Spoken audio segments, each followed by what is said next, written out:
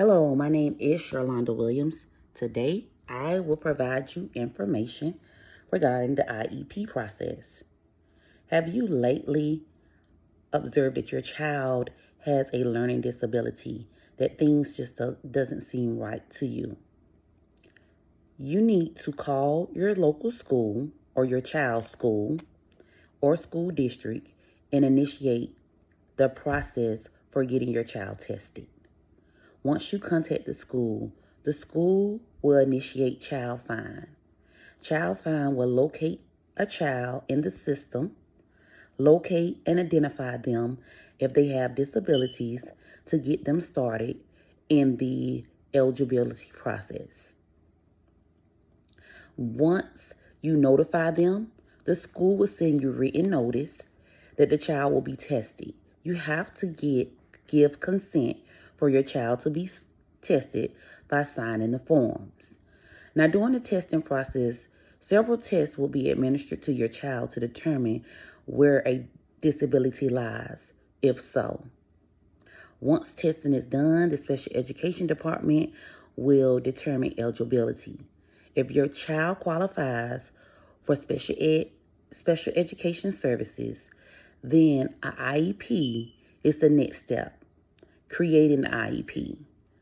You, the parent, have the right to be involved in every step of the IEP creation.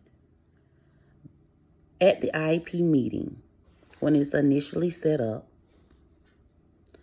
you guys will sit with the principal, school social worker, school psychologist, and special education teacher to go over first where the child is academically, a list of goals that can be measured yearly is also described. Also, written details on how the child's progress will be evaluated frequently through progress reports or report cards. A list of additional aids if your child needs a calculator, if your child needs headphones when reading a read aloud. All of those accommodations will be put inside of the IEP.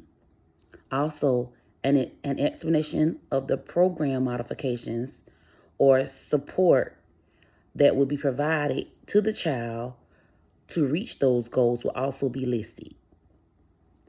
If the child is not allowed to engage in other regular class extracurricular activities due to their disability, that will also be listed in the IEP. And last, any individual accommodations needed to help your child be successful in the classroom, whether it's an additional teacher, small group settings, will also be a part of the IEP process.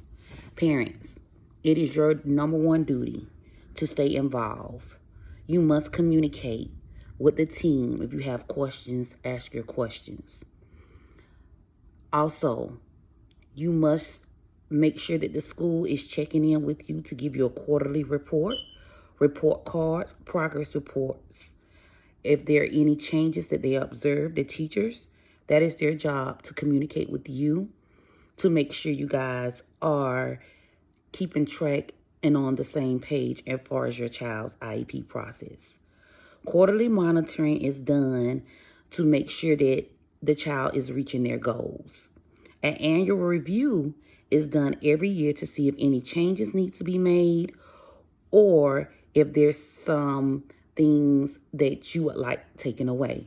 And anytime you, the parent, can request for your child to stop receiving services. Communication is the key with the teachers. The parent has a job to make sure the IEP is in place and enforced. That is the student responsibility, and the teacher, special education team, and principal, school personnel is responsible to make sure that the IEP is carried out fully. Last but not least, a child not being served properly can damage them. We want to make sure that we all working as a team to make sure that the child is getting the accommodations that they need to be successful in the classroom due to their learning disability. Thank you. My name is Sherlonda Williams, and this was the IEP process. Thank you.